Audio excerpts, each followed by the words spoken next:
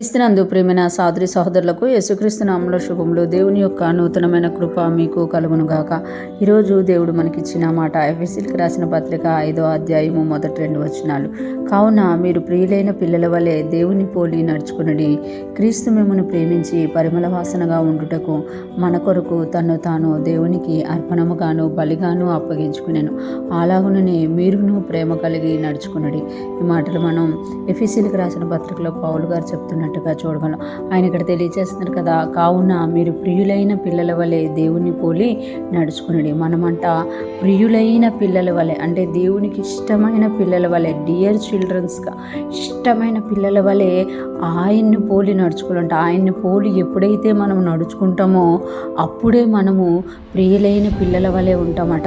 ఆయన ఎందుకు ప్రియులైన పిల్లల వలె మీరు దేవుని పోలి నడుచుకునడి అని పౌలు గారు చెప్తున్నారంటే, క్రీస్తు మిమ్మును ప్రేమించి పరిమళ వాసనగా ఉండుటకు మన కొరకు తన్ను తాను దేవునికి అర్పణముగాను బలిగాను అప్పగించుకునేను. అలాగున మీరును ప్రేమ కలిగి నడుచుకునండి.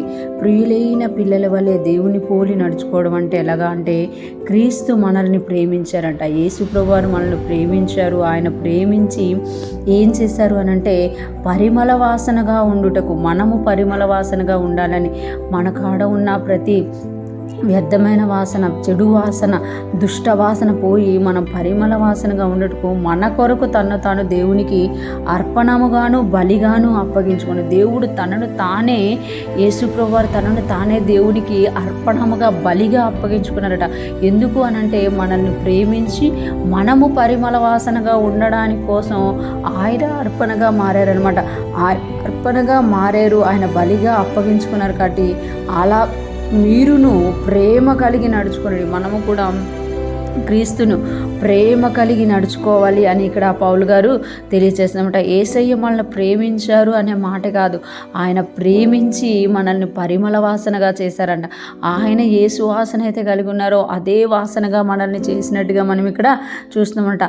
మన కొరకు తన్ను తాను బలిగా అర్పించుకుంటారు. మనము కూడా దేవునికి ప్రియమైన పిల్లలుగా నడుచుకోవాలి అంటే ప్రేమ కలిగి నడుచుకునే వారిగా ఉండాలి.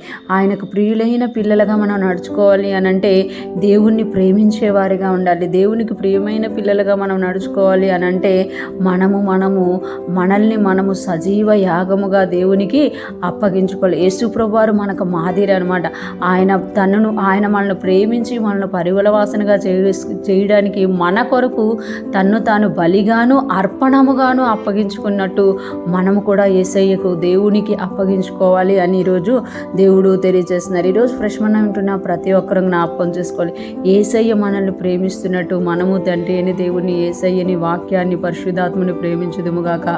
యేసయ్య మన కొరకు అర్పణముగా బలిగా మారిపోయినట్టు మనము కూడా దేవునికి అర్పణముగాను బలిగాను సజీవ యాగముగా మనము మన శరీరాన్ని సమర్పించుకొని దేవునికి ఇష్టమైన వారిగా నడుచుకుందుముగాక. దేవుణ్ణి ప్రేమిస్తూ ముందుకు సాగిపోదుముగాక. ఆమేన్.